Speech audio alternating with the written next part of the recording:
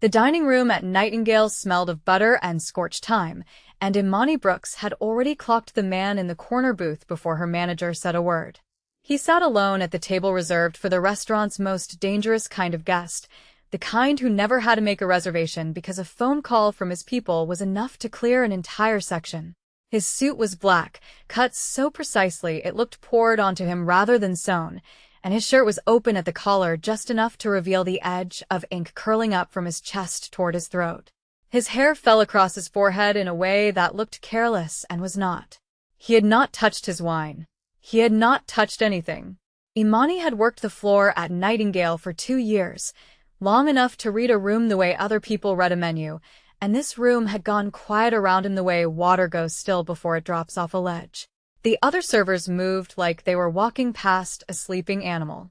Chef Hiroshi Nakamura himself had sent out 3 different tasting plates in the last 40 minutes, and 3 times the same white-jacketed runner had carried them back to the kitchen untouched, and 3 times Nakamura's face had gotten a shade grayer. He said the fish was an insult. The runner whispered to Imani near the service station, setting down a plate of miso-glazed black cod that looked, to Imani's eye, absolutely perfect. Chef doesn't know what else to send him. An insult, Imani repeated. He didn't yell. That's the part that's freaking everyone out. He just said it quiet and pushed the plate an inch to the side. The runner's hands were shaking slightly as she straightened her apron. You know who he is? Imani did not exactly, but she knew what he was, the way everyone in this business eventually learned to know it. The kind of man whose presence made the general manager personally comp 3 other tables just to keep the room calm. The kind of man restaurants like Nightingale existed to please, because pleasing men like him was the difference between a 5-star write-up and finding your walk-in freezer mysteriously unable to hold a temperature for a month. She should have stayed in her section. She had 4 tables of her own, a couple celebrating an anniversary who kept asking for more bread, a party of 6 who couldn't decide on wine. She had every reason to let this be someone else's problem. Instead, she found herself watching him from across the room, watching the exact stillness of his hands where they rested on either side of an untouched plate, and something about that stillness struck her as less like arrogance and more like exhaustion. Like a man holding a shape together because if he stopped holding it, something underneath would show. That was the moment everything changed, though she would not understand it until much later. Chef Nakamura came storming out of the kitchen with his toque slightly askew, hissing to the general manager that he had nothing left to send, that he had made the man foie gras and wagyu and a hand-dyed scallop dish that had taken the sous chef 2 hours to plate, and the man had sent every single one back with the same quiet, devastating verdict. Insult. Not good enough. Not right. He is going to ruin us, the general manager said under his breath, and Imani, standing 3 feet away refilling water glasses, watched the man's shoulders sag in a way she recognized from every exhausted line cook she had ever worked beside. Not anger. Defeat. She set down her water pitcher. Let me try something, she said. The general manager looked at her like she had suggested setting the tablecloths on fire. Imani, he is not a normal guest. You don't understand who. I understand there's a man over there who hasn't eaten all night, and everyone is too scared to ask him why, she said. Give me 20 minutes in the kitchen. Chef Nakamura's jaw worked like he wanted to refuse her on principle alone, a server with no formal culinary training asking to touch his kitchen during dinner service, but the general manager was already nodding, desperate enough to try anything, and that was how Imani Brooks found herself standing at a stainless steel counter with the whole restaurant's fate resting somewhere in her hands, thinking not about Michelin stars or wine pairings, but about her grandmother's kitchen in Charleston.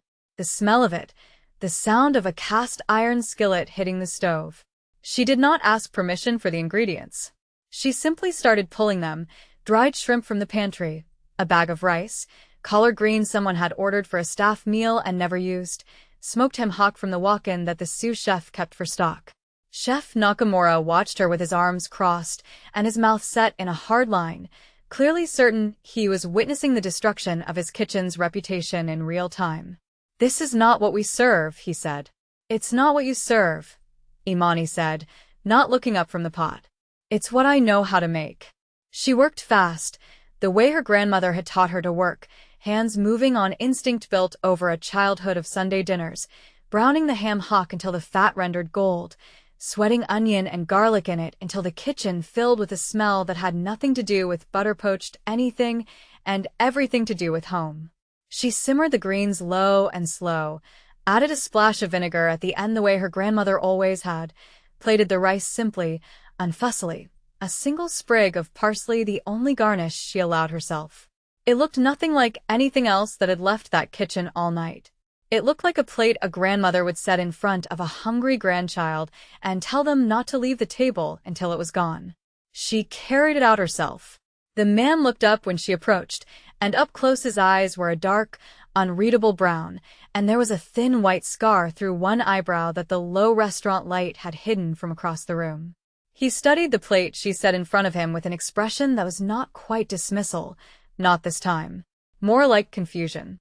Like he was looking at something that did not belong in this building and could not decide whether that was an insult or a relief. "I was told the kitchen had nothing left to offer me," he said. His voice was low, unhurried, each word placed like he had all the time in the world, and none of it interested him. "The kitchen didn't," Imani said. "I did." He looked up at her fully then, and something in his gaze sharpened, the way a man's attention sharpens when he realizes the person standing in front of him is not who he assumed. "You're not a chef." "No." "Then what is this?" "Smothered greens, dirty rice, and a ham hock that's been simmering since before you sat down complaining about Wagyu," Imani said, and she heard the general manager somewhere behind her make a small, strangled sound at her tone, but she did not soften it. "My grandmother made this every Sunday of my childhood. It's not fine dining. It's just food that means something." For a long moment he said nothing. Then he picked up his fork, and he ate. Here like a man remembering something he had forgotten the shape of. Slow at first, almost suspicious of his own hunger, and then faster, and Imani stood there longer than professional distance strictly required, watching him clear the plate in a way none of Chef Nakamura's masterpieces had managed. When he set the fork down, his hand was not entirely steady, and his eyes, when he raised them to hers, were bright in a way that had nothing to do with the restaurant's warm lighting. "What is your name?" he said. "Imani." "Imani," he repeated, and something about the way he said it, careful, deliberate, like he was setting the word down somewhere it would not break, made the back of her neck go warm. "I am Ren." He did not offer a last name. She did not ask for one. Somewhere in the back of the room, Chef Nakamura was staring at the empty plate like it had personally betrayed him, and the general manager was already halfway to composing whatever grateful, relieved speech he intended to give her later, but Imani barely registered any of it, because Rin Takeda was looking at her the way no one had looked at her in longer than she wanted to admit, like she was the only steady thing in a room built entirely out of danger. That was the end of Act 1 for her, though she would not have named it that. That was simply the moment the floor tilted, and did not tilt back. He came back the following Tuesday. Imani was not scheduled to work a section, was not scheduled at all until she checked the board and found her name penciled in beside table 9, the same corner booth, and understood without being told that someone above her pay grade had made a decision that had nothing to do with the usual rotation. He was already seated when she approached, and this time there was no untouched tasting menu in front of him, no procession of ignored plates. There was only him, and an empty seat across from him that he had not filled, and a stillness in his posture that made her think, again, of a man holding himself together on purpose. "You're back," she said. "I told the kitchen what I wanted." His mouth curved, not quite a smile, more the ghost of the idea of one. "They said only you knew how to make it. They're not wrong." "Sit," he said, and it was not a command exactly, though it carried the weight of one, a man used to being obeyed without needing to raise his voice. "If you have a moment." She should not have sat. Every rule of her job told her a server did not sit at a guest's table, did not linger past the necessary exchange of order and delivery, did not let herself be pulled into the gravity of a man whose reputation preceded him into every room he entered like a held breath. But she sat, because something about the invitation felt less like a demand and more like a request he was unused to making and unused to needing. You run this table like you're the only one working the whole restaurant, he observed. Somebody has to keep the anniversary couple in bread. You didn't ask who I was. I know who you are, Imani said carefully. Enough of it anyway. I know the whole staff moves different when you walk in. I know the last chef who disappointed you probably didn't sleep for a week worrying about it. Something flickered across his face, there and gone. You're not afraid of me. I didn't say that. But you sat down anyway. I did, she agreed, and held his gaze, because she had learned a long time ago that flinching only invited more of whatever made a person want to see you flinch. He studied her for a long moment, the kind of look that felt like being weighed, and then he told her, in a voice pitched low enough that it stayed between them, that his organization controlled the port on the east side of the city, that men who crossed him did not get a second conversation, that the scar through his eyebrow had come from a blade meant for his throat when he was 23 years old, and still learning the difference between mercy and weakness. He did not say it to impress her. He said it the way a man says something he has decided, on some private calculus, that this particular person deserves to hear plainly rather than discover in pieces. Why are you telling me this? Imani asked. Because you fed me something honest, he said, and I find I would rather you know exactly what you are feeding. It should have sent her running. Instead, she found herself thinking about the stillness in his hands, the exhaustion under the exterior, the way he or her grandmother's recipe, like a man remembering he was allowed to want something simple. She thought about the danger radiating off him like heat off asphalt, and she thought, foolishly, that she was not afraid of the heat so much as curious what it would feel like to stand this close to it and not get burned. There was a woman once, he said, after a silence that had stretched long enough to feel like its own kind of confession. Before all this, before I understood what my family truly was, she believed I could be something other than what I became. She did not survive believing that. He did not elaborate, and Imani did not ask him to.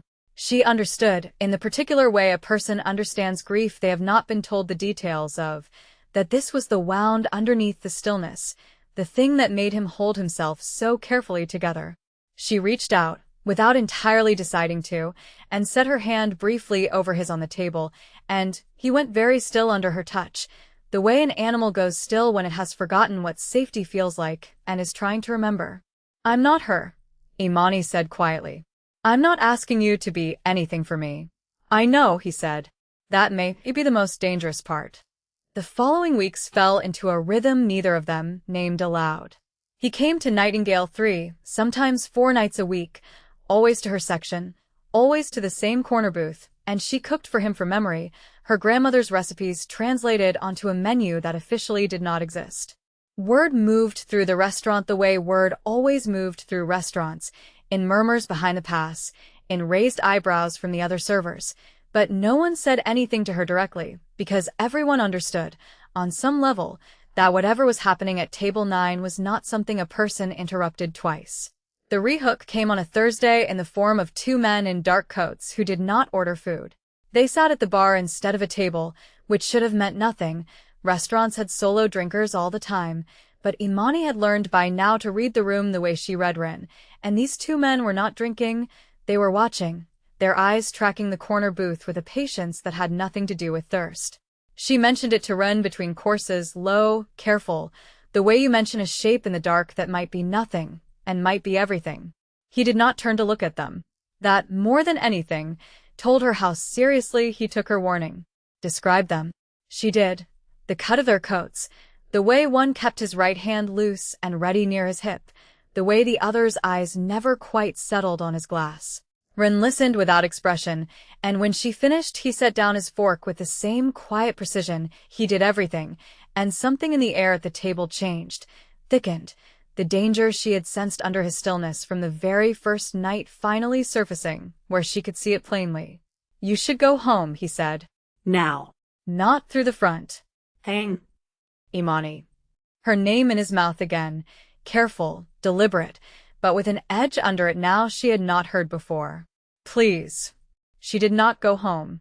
She told herself later it was instinct, not defiance, though she understood even as she was doing it that both things could be true at once. She went instead to the small security office behind the kitchen, where the cameras covering the dining room played on a bank of monitors nobody watched closely enough, and she found the general manager's spare radio, and she carried it back toward the kitchen entrance, where she could watch the bar without being seen. The two men moved 20 minutes later, unhurried, the way men moved when they believed the room already belonged to them. One drifted toward the restroom hallway that ran behind the corner booth.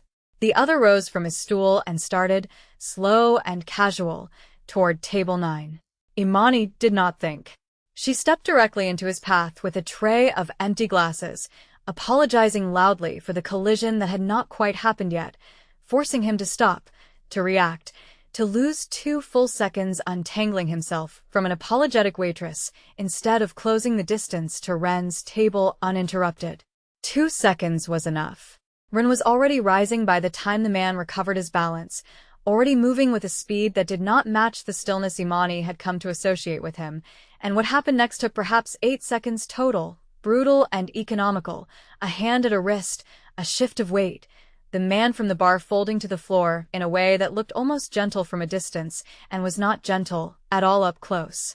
The second man, the one who had drifted toward the restroom hallway, never made it back into the dining room. Imani heard later, much later, that Ren's own men had been posted there the entire evening, unseen, exactly for this reason.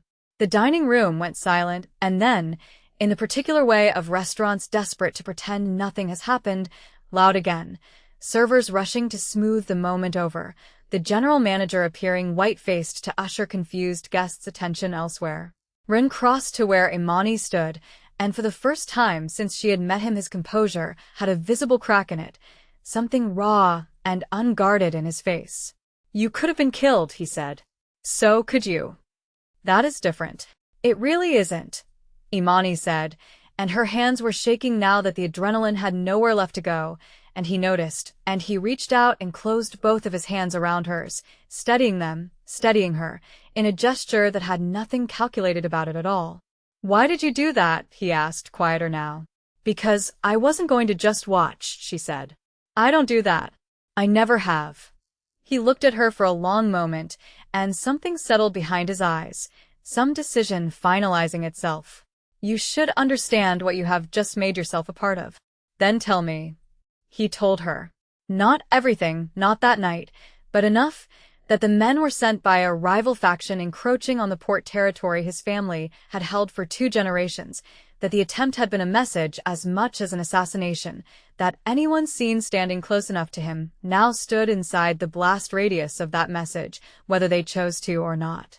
He told her she could walk away clean, that he would arrange it so no one ever traced her involvement back to tonight, that this was the kindest thing he knew how to offer her.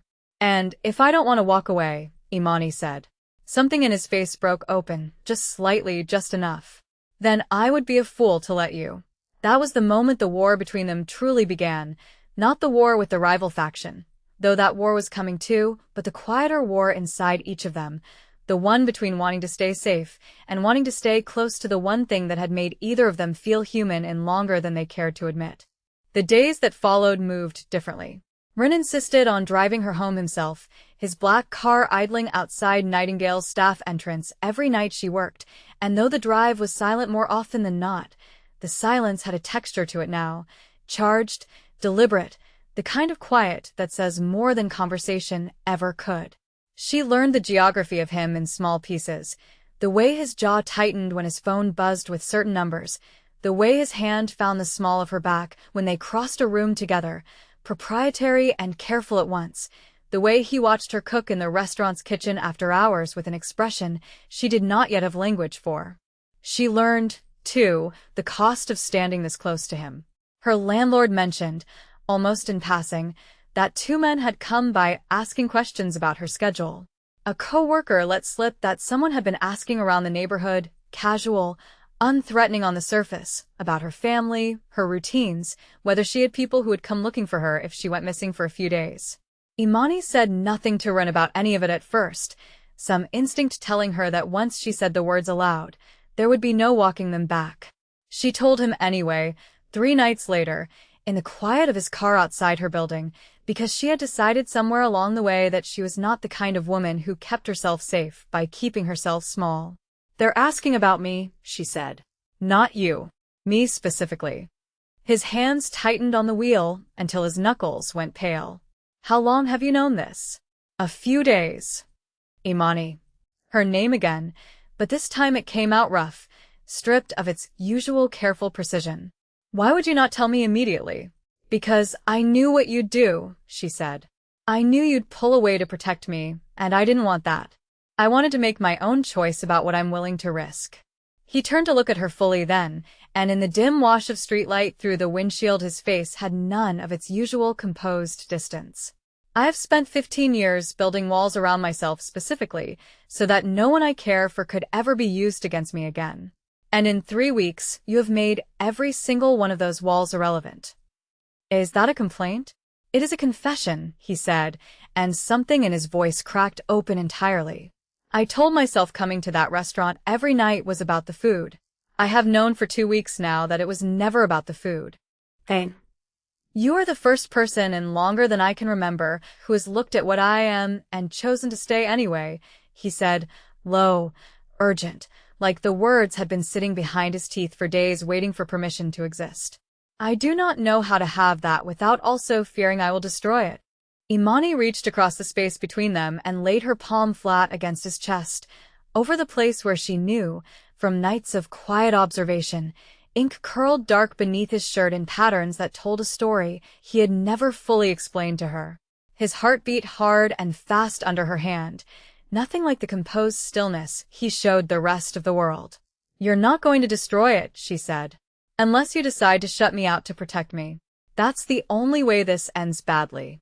He did not kiss her that night. He came close, close enough that she felt his breath against her mouth, close enough that the air between them went thin and electric, and then he pulled back, jaw tight, and told her he needed to handle what was coming before he let himself have anything more than this.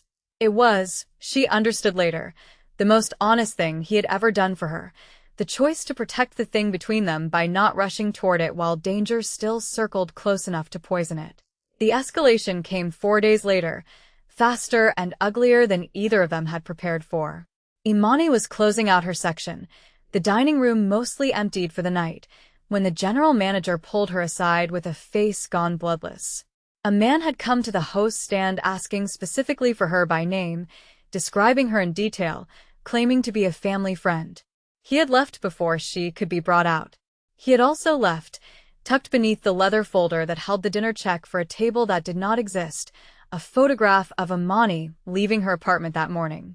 She called Ren before she had even fully processed what she was looking at, her voice steadier than she felt. He arrived within 11 minutes, and the version of him that walked through Nightingale's door that night bore almost no resemblance to the careful, contained man who wore her grandmother's greens with tears standing unshed in his eyes weeks earlier. This Ren moved like violence held in reserve, his men fanning out around the restaurant's exits before he had even crossed the threshold, his eyes doing a single sweep of the room that catalogued every threat and exit with mechanical precision. "Show me," he said, and when she handed him the photograph his jaw went tight enough that a muscle jumped visibly along it. "This is Tanaka's message," he said, naming the rival faction leader for the first time in her hearing. "He knows he cannot reach me cleanly. So he reaches for you instead. Then we stop him," Imani said. "We," Ren repeated, something complicated moving behind his eyes. "I'm not asking permission to be involved, Ren. I already am involved." He made sure of that. She held his gaze, steady, unflinching, the same way she had held it the very first night. "So don't waste time trying to talk me into hiding somewhere while you handle it. Tell me what you need." What he needed, it turned out, was information, and Imani had spent 2 years as a server absorbing the particular kind of gossip that moved freely in front of people the wealthy and dangerous assumed were invisible. She remembered, now that she thought carefully about it, a table from 3 weeks earlier, 2 men speaking in low voices about a shipment delayed at the port, about a name, Tanaka, spoken with a kind of careful respect reserved for people you feared. She remembered the exact night. She remembered, because she had trained herself to remember everything useful in a room, that one of those men had left behind a business card tucked into the leather check folder, forgotten in the rush of a busy Friday service.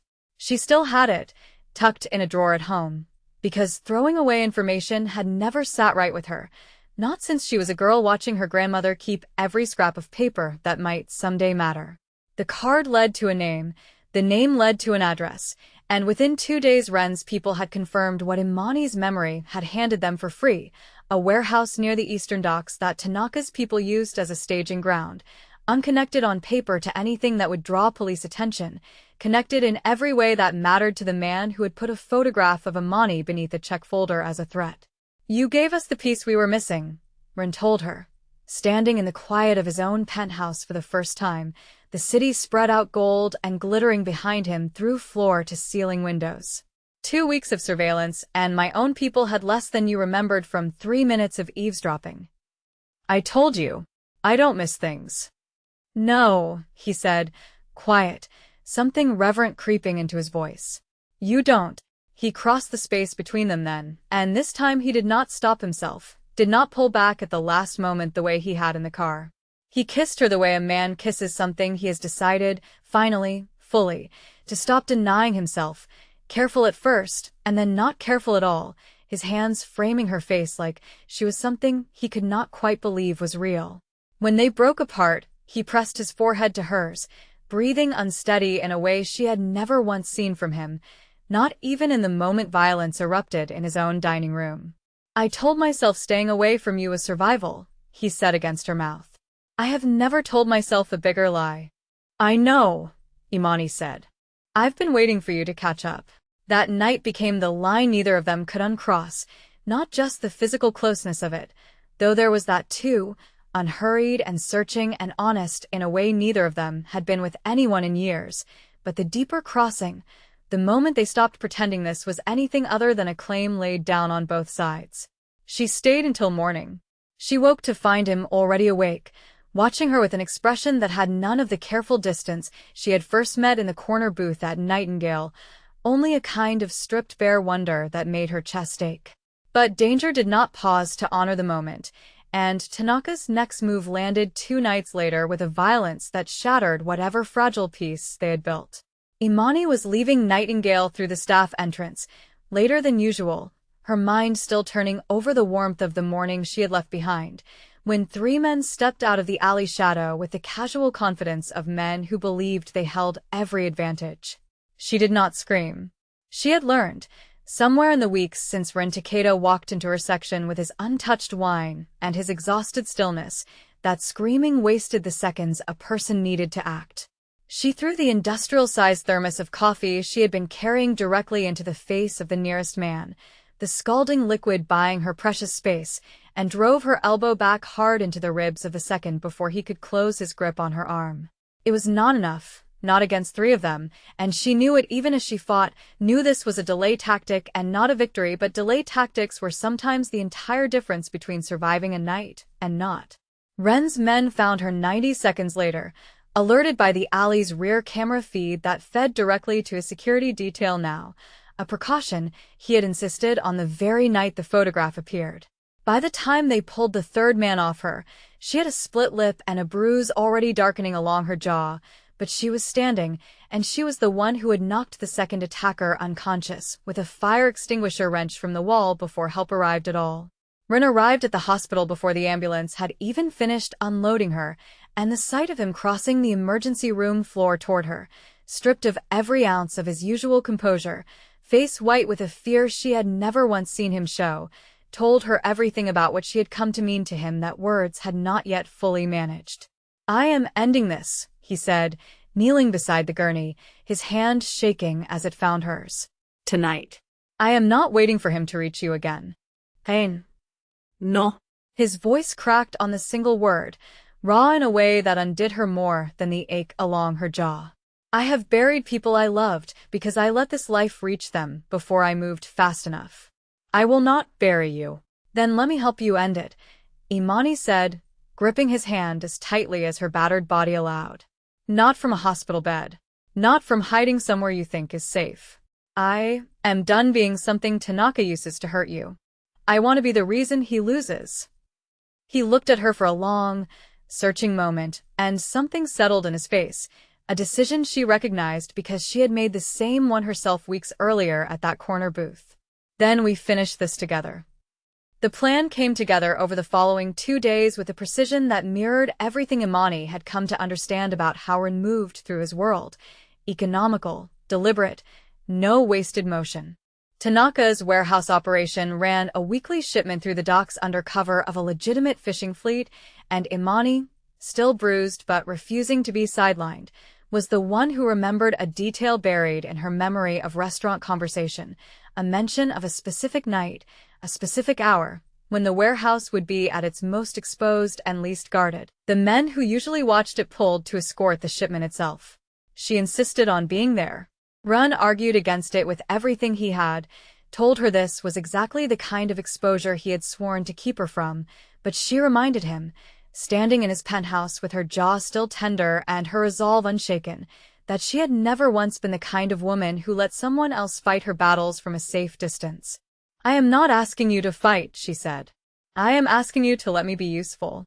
There's a difference, and you know it." In the end, her usefulness proved exactly what tipped the operation from risk into success. Positioned at a service entrance with a two-way radio and a view Ren's own men had missed in their surveillance, she spotted the early arrival of a second Tanaka vehicle that would have flanked Ren's team from an unguarded angle, and her warning, relayed in seconds, gave his people time to reposition before the confrontation turned into an ambush instead of a raid. The fight itself was brutal and fast, the kind of violence Ren had once told her he moved through like a language he was born speaking, and watching him in the dim warehouse light, precise and lethal and utterly without wasted motion, Imani understood finally and completely what he meant when he said his competence was a form of intimacy she had not been prepared for. He ended it standing over Tanaka himself, the rival boss disarmed and kneeling on the concrete floor, and for one suspended moment Imani thought she was about to watch a man die in front of her. Ren did not kill him. He delivered instead a verdict colder and in some ways crueler than death, informing Tanaka in a voice utterly without heat that his territory was forfeit, his men would answer to a new authority by morning, and that if his name or his people ever came near Imani Brooks again, the mercy he was receiving tonight would not be offered twice. It was over in minutes. It felt, standing in the aftermath with a taste of adrenaline still sharp in her mouth, like the end of something much larger than a single confrontation. They stood together afterward on the warehouse dock, the city's lights smearing gold across black water, and Ren turned to her with an expression she had never once seen on his face in all the weeks she had known him, something unguarded all the way through, no walls left standing. "You did not have to come tonight," he said. "You keep saying that like I'm capable of watching from a safe distance while people I love are in danger," Imani said. "I've told you, I don't do that." "People you love," he repeated, quiet, testing the shape of the words like he could not quite trust them to be real. "Yes," she said simply. "You heard me right." He crossed the distance between them and cupped her face in both hands, careful of the fading bruise along her jaw, and when he spoke his voice had none of its usual restraint. "I have spent 15 years believing that everything I loved would eventually be taken from me because of who I am. You walked into a restaurant with a plate of your grandmother's cooking and made me believe, for the first time since I was a young man, that I might be allowed to keep something good. You're not going to lose me," Imani said. "Not to Tanaka, not to your world, not to anything. I made my choice a long time before tonight." "When?" he asked. "The first night you ate everything on that plate and looked at me like I'd handed you something you'd forgotten you were allowed to want," she said. "I think some part of me decided right then." He kissed her there on the dock with the city glittering behind them and the danger that had shadowed every moment of their weeks together finally, fully lifted, and it was not a kiss that asked anything of her, not a claim laid down out of fear or urgency, but something steadier than that, something that felt, for the first time, like a beginning instead of a battle. In the weeks that followed, Nightingale's corner booth became, unofficially, the table that never appeared on any reservation sheet, held every night for a man the entire staff had learned to greet with quiet, genuine warmth rather than fear, because they had all watched, in their own ways, the transformation that had moved through him since a black waitress refused to let him leave hungry. Chef Nakamura, initially wounded that a server's simple home cooking had succeeded where his most ambitious plates had failed, eventually asked Imani, with visible reluctance, to teach him the recipe himself, and the resulting dish, humble and unadorned, became the restaurant's most requested off-menu item among the small circle of guests who knew to ask for it. Ren never fully left the world that had shaped him, and Imani never asked him to pretend otherwise. What changed instead was smaller and more permanent than any grand gesture could have offered. A man who had once eaten alone in a corner booth night after night, refusing every plate set in front of him because none of it tasted like anything real, now sitting across from a woman who had taught him, without ever meaning to, that the most dangerous thing in his carefully guarded life was also the truest thing he had ever let himself keep. If you have made it this far into their story, you already know what it feels like to watch two people find each other in the middle of danger neither of them asked for, and if their story moved you even half as much as it moved me to imagine it, make sure to like this video and subscribe for more dark romance stories exactly like this one, because there are so many more waiting to be told. And I would love nothing more than to have you back here for the next one.